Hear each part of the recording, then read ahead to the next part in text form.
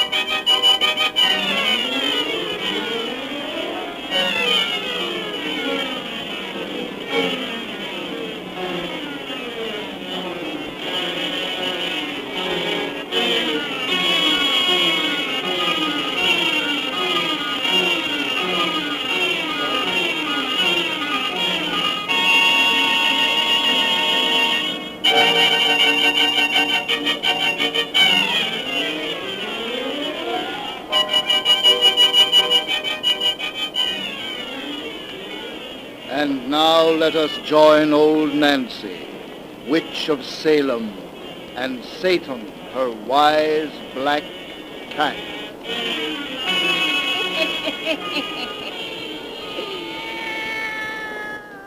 Hannah, 10-year-old I be today. Yes, sir. Hannah, 10-year-old. Satan. A lot of folks has been writing us letters asking how old Nancy got to be such a nice ripe age.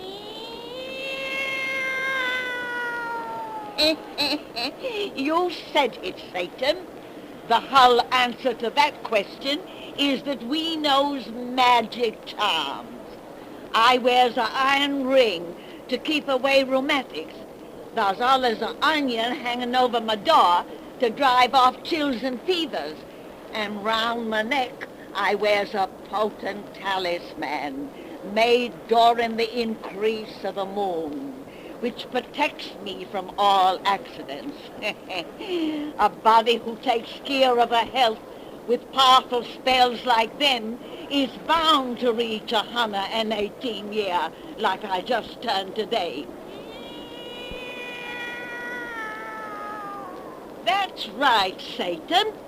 Another reason for me living so long is that I never tells a lie, which proves there's no truth in the saying that the good dies young. Well, we got another cheerful little bedtime story for you now. If you'll just turn out them lights and make it nice and dark. That's it. Now, draw up to the fire and gaze into the embers. Gaze into them deep, and soon you'll see 4 people at the door of a fine big house. Soon you'll learn about the hairy monster. That's our tale for tonight. The hairy monster.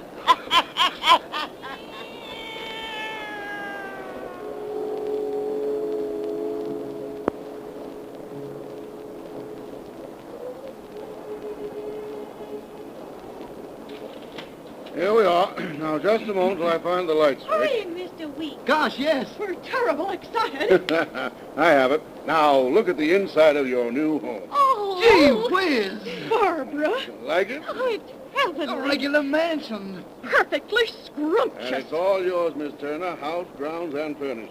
That is, you'll carry out the conditions of Mrs. Hawker's will and live here continuously for 1 year, beginning tonight. If she'll live here. Ha! Try and get your way, eh, Babs? Well, I'll say so. After you and Aunt Maggie and I have had to live in 2 rooms and a kitchenette all our lives.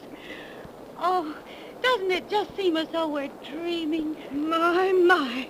I can hardly believe it. It's true, all right. Look, Babs, Mr. Weeks even had a telephone put in for us. I've had the place set in order as though I was moving in myself.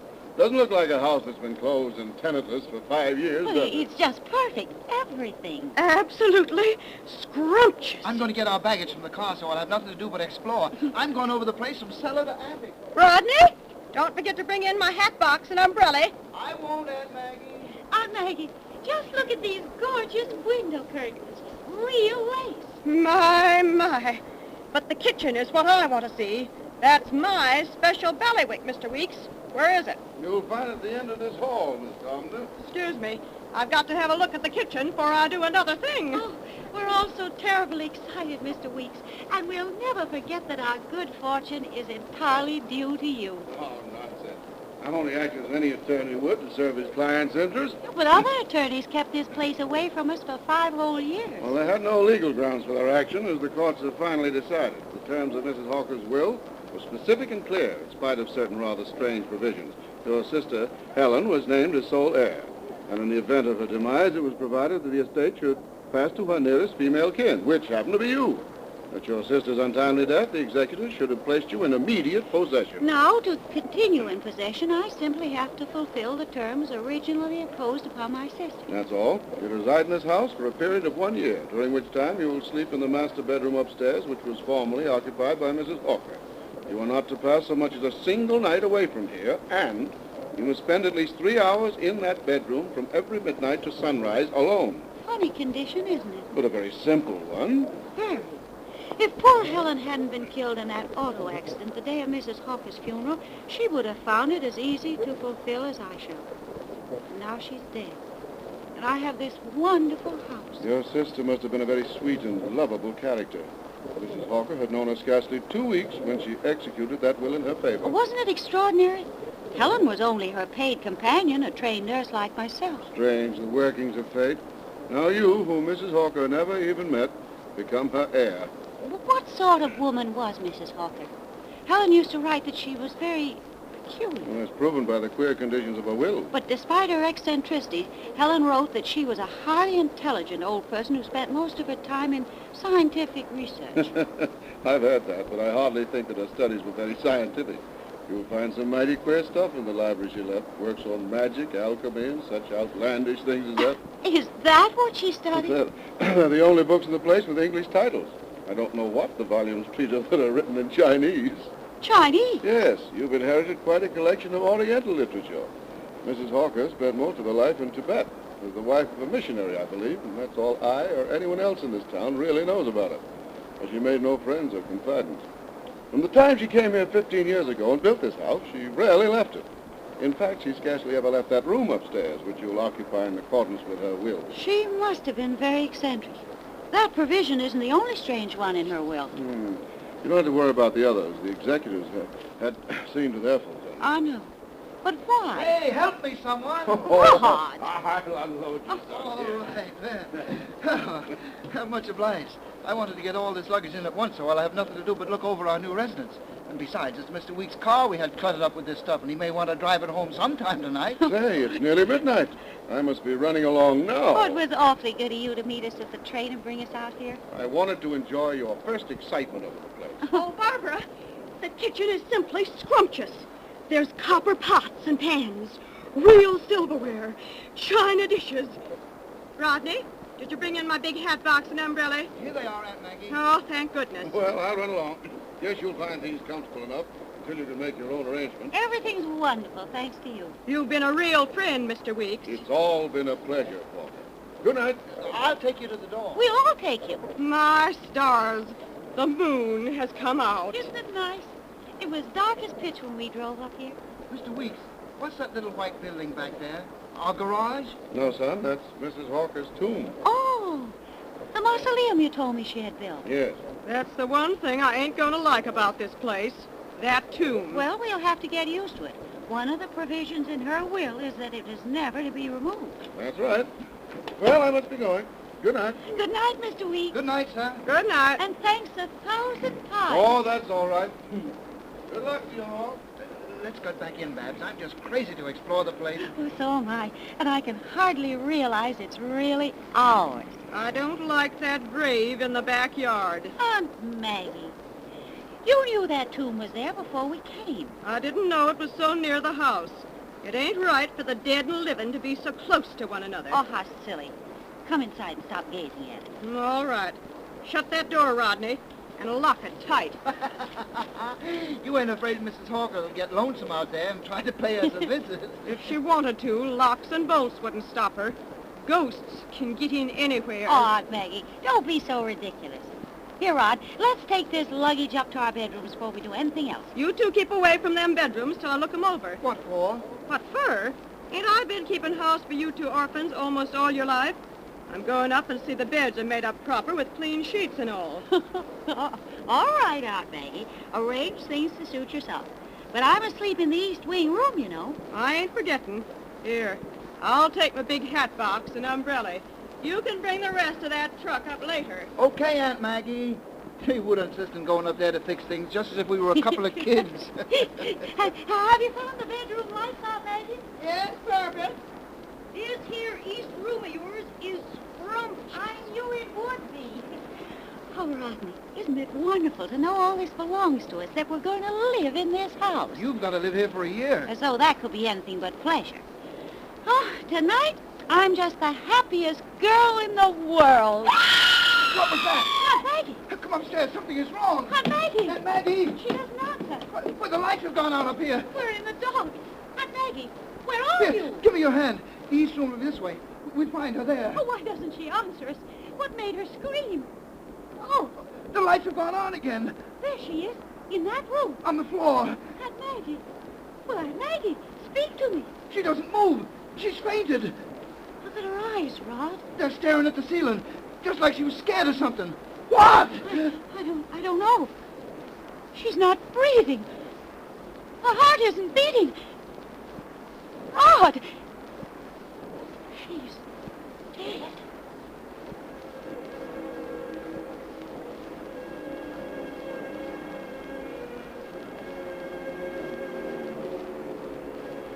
You still insist, Doc, that this woman was frightened to death? I do, Lieutenant. Until an autopsy shows me some chronic organic weakness that isn't apparent now, I'll say she died of paralysis of the heart muscles brought about by shock. The expression of her face and eyes indicate that shock was caused by sheer, stark terror. But what could have frightened her? There was nothing here to do it. You two entered this room almost immediately after she screamed? Yes, and the room was just like you see it now. Well, she couldn't have been frightened by anything seen through these windows. Shutters are closed, shades drawn. You're positive every door and window in this house is locked on the inside, Ryan? Yes, sir. Absolutely positive. Yet you found no one hiding in the place. No, sir. We've searched every corner. You're sure neither of you touched anything after you found your aunt? No, sir. Not even the front door, which was locked until you got here. Oh, we just phoned for you, police, and then sat down until you came. If that woman died of fright, then she must have been scared by her own imagination. Oh, that's impossible. She wasn't that kind. It's the only explanation that is possible, miss. When the coroner here first gave us his theory of her death, I suspected a tramp or burglar had surprised her. But we've proved that no one has gotten in or out of the place and that nobody's here now except ourselves. Well, someone must have turned those lights on. Yeah, and turn them on again. Well, that was caused by defective wiring, maybe. I'll have the electric company look into that just to check. This is a coroner's case, not a police matter, boys. Come on, let's go. Lieutenant, sir. Yes, Ryan? You mind putting me on duty inside this house for a couple of days, maybe? What for? The case is closed. I kind of got a notion that it ain't. What do you mean? I've just kind of got a notion. Another of your crazy notions, eh? I've got his idea, boys. Detective Ryan is an authority on spooks. There's an explanation for us. A ghost could frighten a woman to death, and they wouldn't be stopped by locked windows or doors. I ain't suspecting a ghost of being in this house tonight, sir. For I've just found something that no ghost would leave behind. What have you found? This, sir. It was snagged on back of that chair. A hair. 2 hairs. 2 white human hairs. Anyone might have shed a few hairs here at any time. But these are most unusual hairs, sir. Look. I'm 6 feet tall, and these hairs are longer than I am.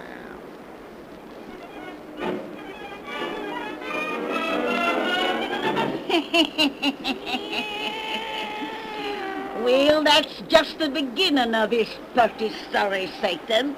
You folks come see me next time I has a birthday, and I'll let you know what sort of critter them 6-foot hairs belong to.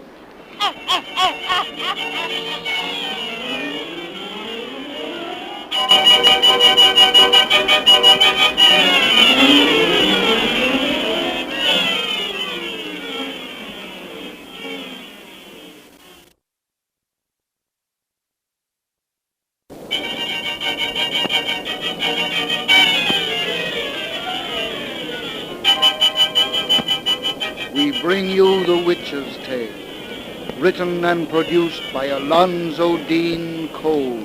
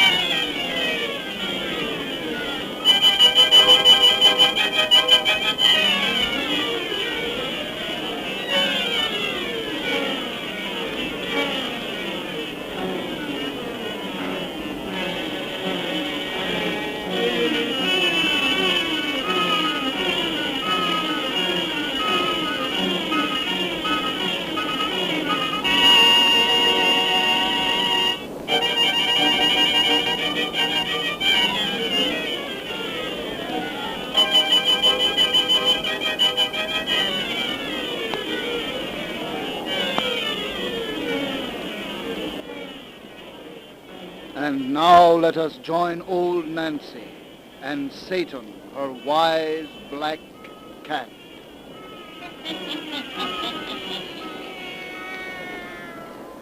Hannah am 12-year-old, I be today. Yes, sir, Hannah am 12-year-old. And now, if everybody just douse out their lights, we'll spin the finish of that 30 yarn we begun the last time you was here. Why'd we leave off, Satan? Oh, yes. We told how that nice young girl named Barbara Turner inherited a fine big mansion that had originally been left her sister by a strange old woman named Mrs. Hawker, who'd made a lot of funny provisions in her will. Then the house stood empty for 5 years, for the lawyers let Barbara have it. So when she come to take possession with her young brother and her aunt, she was mighty happy. Until she found her aunt lying in a room upstairs, stone dead. The police doctor said she'd been frightened to death. And then a young detective found 2 human hairs beside her. 2 white human hairs that was over 6 feet long. Now draw up to the fire and gaze into them embers. Gaze into them deep and hear the rest of our yarn about the hairy monster. The hairy monster. Ha ha ha ha.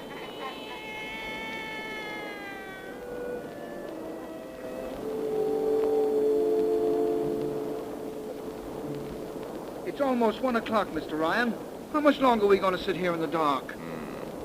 It's a little before 12. You heard your aunt scream in this room last night. Yes. I kind of had a notion history might repeat itself, but it begins to look like I was wrong. You're all in, aren't you, Miss Turner? Of course she's all in. She hasn't had a wink of sleep. Oh, that doesn't matter, Rod, if there's anything to be gained by watching here. Well, I'd kind of like to sit it out a while longer, if you don't mind. You still think those hairs you found had something to do with Aunt Maggie's death? Well, I kind of got a notion. But what could have hair like that, nearly 6 feet long? I don't know, son. You say the autopsy this afternoon strengthened the coroner's conviction my aunt was frightened to death. Yes, sir. But you are positive no human being could have gotten in here. Mr. Ryan, do you believe in ghosts, as the lieutenant said last night? Well, I keep a sort of open mind, miss. You know, folks are apt to say things ain't so just 'cause those things haven't been a part of their personal experience. I've got a kind of notion strange things happen in this world that can't be explained away by simply saying they couldn't happen. You're Irish, aren't you, Mr. Ryan? Well, Ryan ain't exactly a Polish name. You mean maybe I come by my funny beliefs natural. Belief in the supernatural is common to all races. Only the Irish seem to have a deeper insight into mysteries Well, only the Scotch can compete with him when it comes to having, notions. Yes, and my mother was Scotch. Is that so? I'm Scotch-Irish, too. Well, you know, I kind of had a notion. Yes, sir.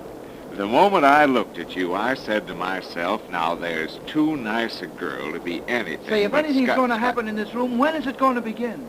Just wait a little longer, son. Yes, sir, Miss Turner. You're the type of girl who... Say, you're not engaged or going with anyone steady, are you? You know, according to Mrs. Hawker's will, my sister has to stay in this room at least 3 hours every night alone. Oh, I don't care anything about that, Rod. After what's happened, I hate this house. Funny conditions in that will you Mrs. Hawkers you told me about. Awful funny.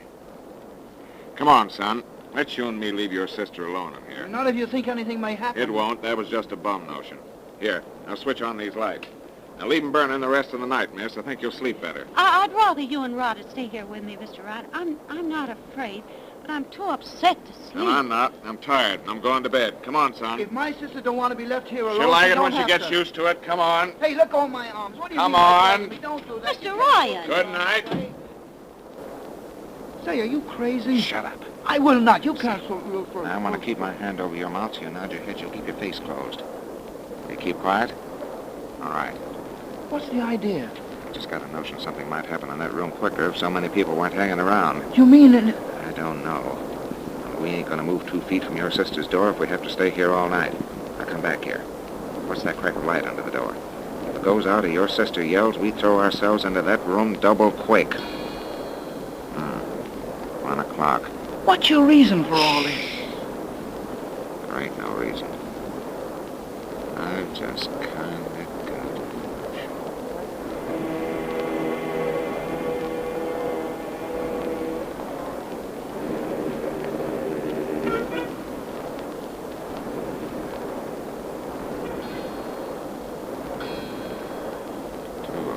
And we've stood here like statues for a solid hour. My legs are cramped. Rub 'em. Your sister's asleep. I can hear her breathing. She breathes nice and is soft like. Say, if you're expecting a ghost to walk, they don't come round till after midnight. Ghosts don't leave human hair behind. Oh, I think this waiting is all the bunk. Nothing was in that room last night, and nothing could get in there now with us here in front of the only door. Mr. Ryan, the light just went out under the door. Yes. Come on, let's go. Look, by the bed. Good God. Something coming with hair. Yes, long white hair. Help! I can't breathe. Quick, your gun. Hold this flashlight on it. It's a hairy monster. You missed. Shoot again! I hit it, but it doesn't drop. It's coming toward me. Bullets don't seem to kill it. Something unnatural, dead. Shoot again. My gun's empty. I'll grab it. No, don't touch it. Don't let it touch you. It's going through the wall. There's a false panel, a secret passage there. Give me that flashlight. I'm going after No, it. no, don't go in that darkness alone. He's gone down those stairs, inside the wall. Come on after him. It'll kill him. Babs, come back. It'll kill us all. Mr. Ryan. Mr. Ryan. Babs, I'll go with you. Babs. There's Mr. Ryan's flashlight up ahead. Come on. That thing, that hairy thing has got away. Where does this passage lead to? I don't know. Look out. Here's more stairs going up. Mr. Ryan, are you safe? It didn't hurt you? No, I'm all right. The thing has disappeared. What was it? It wasn't human, covered with that matted hair, and it smelled of mold and earth and death. No. Tried to smother me in my Here, sleep. Miss Turner, pull yourself together. I don't know what it was we saw and followed. But here's where I lost it. Here at the end of this secret passage. This is the end. Where are we? I've got a kind of notion we're in Mrs. Hawker's tomb.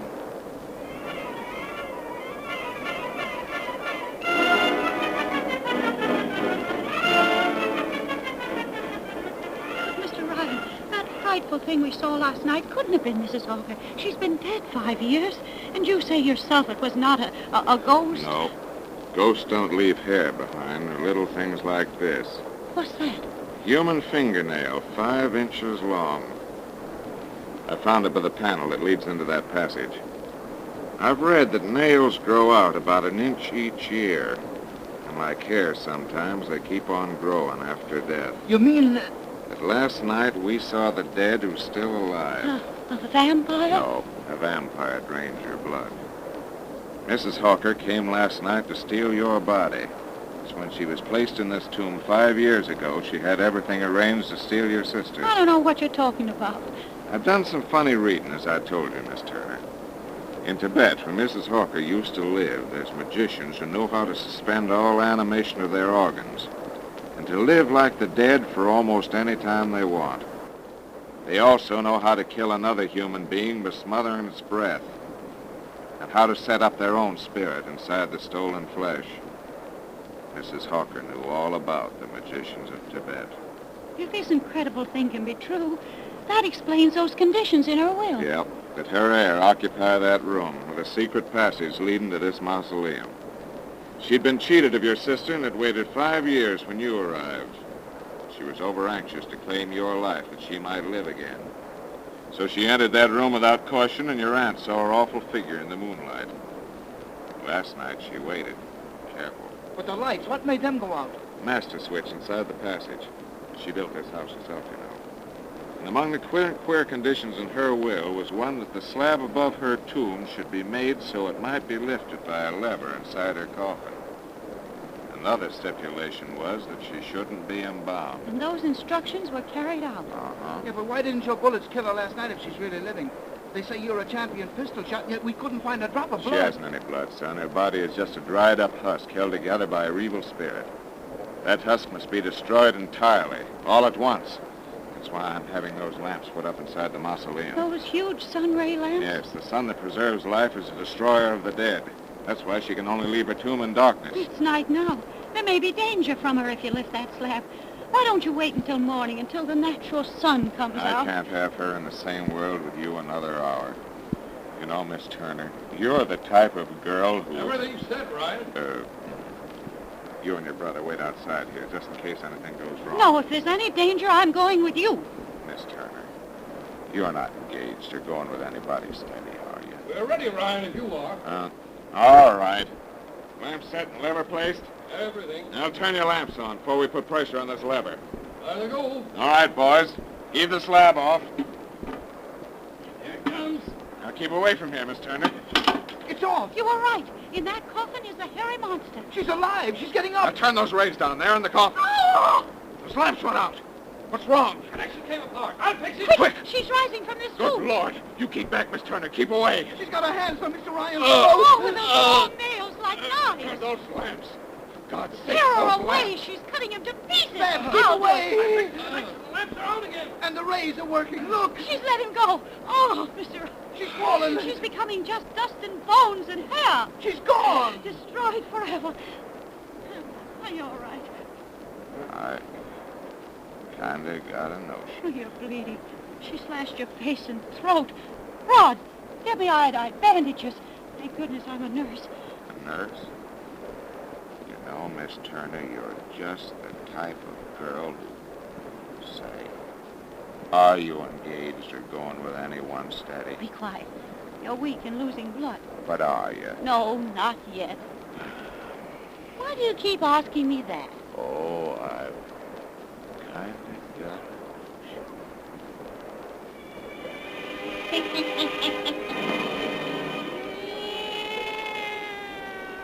Well, that's the end of that then, Satan. And if it didn't curl your hair, it should at least make it kind of wavy. Well, Satan and me's got business to tend to now. Important business, Satan. Near midnight, Satan.